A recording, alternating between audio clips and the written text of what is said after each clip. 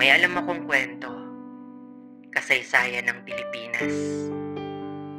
At ngayon, marahan kong naiintindihan ang kahulugan ng history, kasabay ng kalinawan kung bakit patuloy kitang pinipili.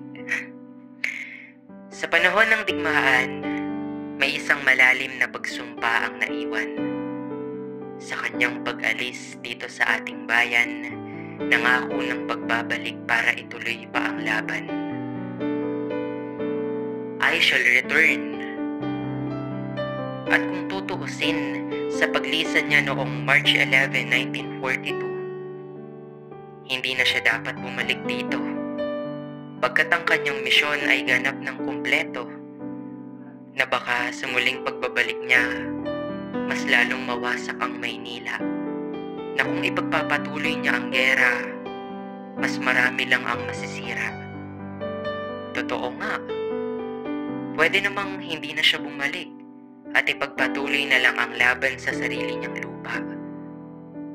Ngunit ano na lang kaya ang mangyayari sa Maynila?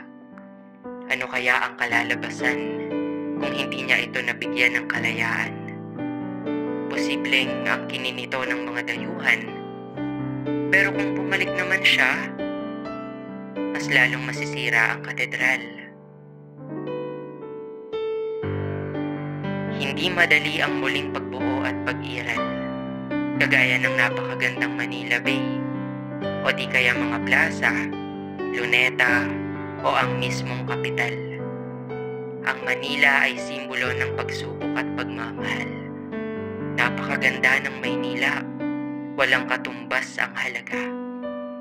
Kaya naman, mas pinili itong balikan ni General Douglas MacArthur noong 1944. People of the Philippines, I have returned, at pinalaya ang Maynila noong 1945. Sa tuwing nasasabik sa muling pagbabalik, ay may takot at hadlang na baka sa muling pag-aalok ko ng yakap at halik ay masira ang matagal mong pananahimik.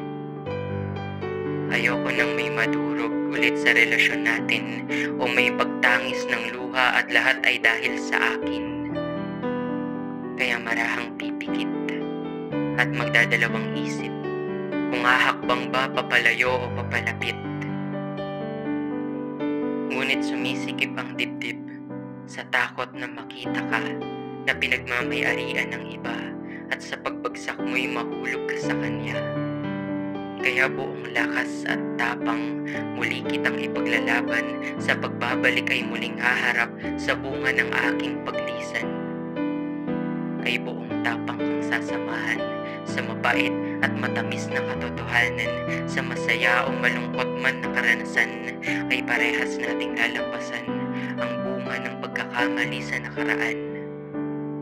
Ikaw ang simbolo ko ng pagsubok at pagmamahal. Hindi ka na muling haharap sa laban, pananatilihin ko ang ganda mo at kahalagahan. Habang natututo sa nangyari at pagkakamali sa kwento ng kasaysayan.